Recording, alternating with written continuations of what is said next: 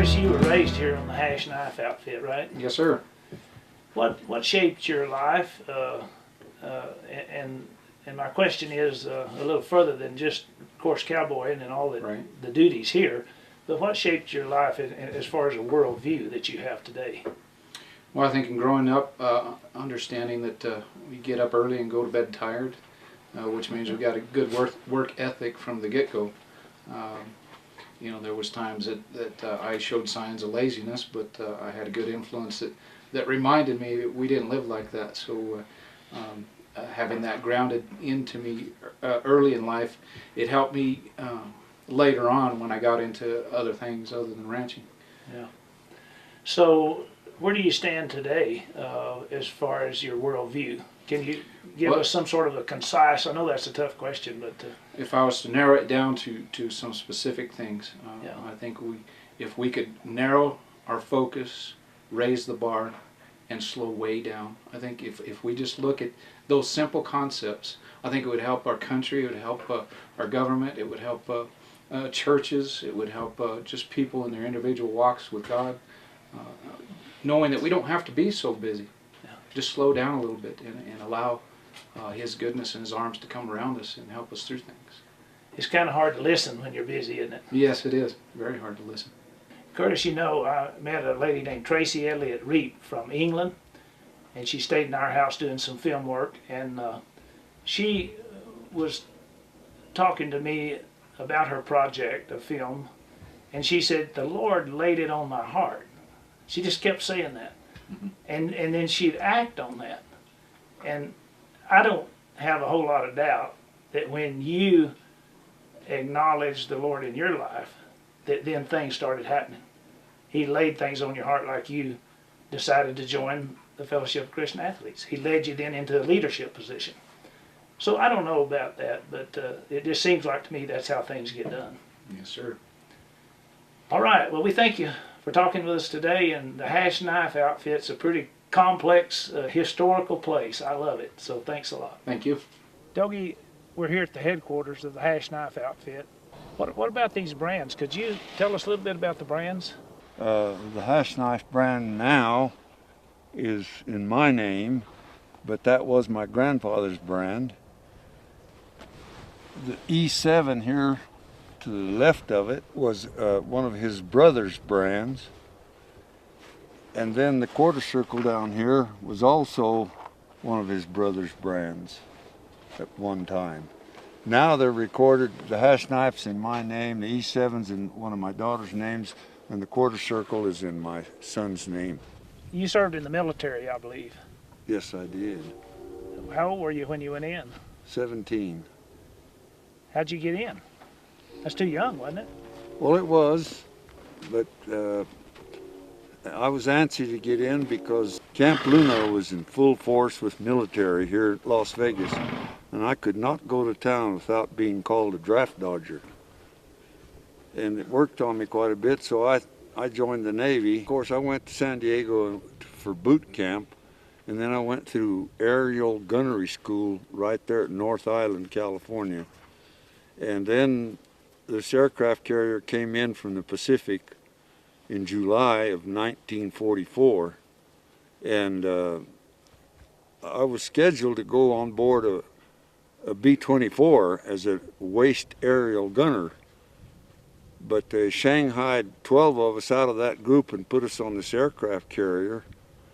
And when I went aboard, I thought, oh, this is the end of the world. I didn't like it at all. It was so dungy looking and everything. But it didn't take long that the aircraft carrier finally grew on me. When did you get out of the Navy? In 46. 46. Spent a lot of time on the ocean then, on the water. 29 months. Really? When you came home, what did you do? Settle back in here at the ranch, or? No, my grandfather was still alive, and they had all the help that they needed at the time. And I went to work as a cowboy for Jackson Cattle Company for a short while. What about the shoemaker? They were neighbors of yours. Yes, they lived right down there east of us. I heard something about you. He hired you to take some horses to California. Tell me that story. Yes, he did. This was back in the late 40s after I got out of the service, and it was after I had done a little bit of time with the Jackson Cattle Company. Warren had sold a bunch of colts to a fellow out in California, Fame Farms. And Warren wanted to know if I'd take these horses out there on the train.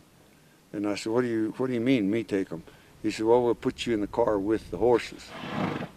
You just bring your bedroll. Okay, he says, we'll house the horses separate. You'll have room there, and there'll be feed and water where you can take care of them. So I said, well, that sounds like a pretty good experience. I'll do it. So I got on the train, and of course it took a while to get out of the state of New Mexico because the train pulled into Las Vegas. We loaded the horses, incidentally, right here at Watrous. And then they go 20 miles and they stop. And here I'm antsy to go to California, you know. And it took quite a while before that train started moving again, and they went to Belen, New Mexico, and pulled off on a side track, and there we sat. And after a while, they came and hooked onto the car that I was in, a different engine did, and started to pull it out. And I said, where are we going? I said, we're going to take you over here and unload you so you can feed and water those horses. I says, that's what I've been doing on this train, is feeding and watering these horses. I never saw so many railroad tracks in my life. And they just unhooked me and left me. And well, here we go again. So luckily I had a relative. My dad's sister lived not too far from there, a place called Eagle Rock, California. And I called her and they came down and got me. And I went up to her house and took a bath, cleaned up, and went back and got back on in my house, so to speak. And the next day, well, an engine came in there and hooked on to me. He said, well, we're headed to Fame Farms. And I said, great, I'm ready to go. We started out, and it was New Year's Day. And the train didn't go very far, and it stopped. And what's going on now? And everybody got off the engine and walked over to I don't know, a bar or something over there across the street. And I just sat there and waited and waited and waited and waited. And finally they came over and they got back on, and we moved up to the next little village or whatever. And it stopped again. And I said, why are we stopping? Well, we got to go check on this game. I said, what are you talking about? Television had just come to life. I had never even heard of television. But these guys were getting off the train and going over and watching the Rose Bowl game on television. Well, I got sick and tired of that, so I finally went to a telephone and I called Fame Farms and told them what was going on. They said, just hold tight. We'll send a truck after you. So they sent the truck down and they